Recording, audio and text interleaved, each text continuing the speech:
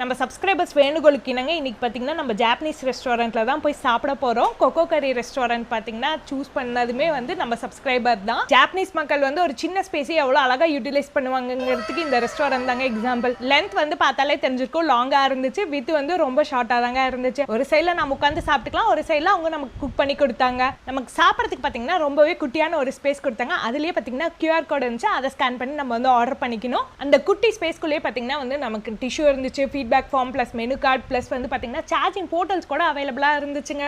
நான் வந்து பார்த்தீங்கன்னா சிக்கன் கட்லட் கறி மட்டும் ஆர்டர் பண்ணியிருந்தேன். என் ஹஸ்பண்ட் வந்து பார்த்தீங்கன்னா சிக்கன் கட்லட் கறி செட் வந்து ஆர்டர் பண்ணியிருந்தாங்க.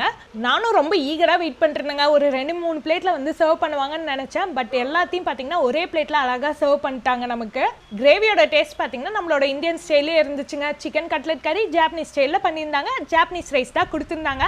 ஜாப்பனீஸ் ரைஸை தான் நம்மளால ஃபுல்லாக சாப்பிட்டு முடிக்க முடியல. கொஞ்சம் சாப்பிட்டோன்னே வயிறு ஃபுல்லான மாதிரி ஆயிடுச்சுங்க. மீதி இருக்க போர்ஷனை வேஸ்ட் பண்ண வேண்டாமேன்னு சொல்லிட்டு என் ஹஸ்பண்ட்க்கு சர்வ் பண்ணிட்டுங்க.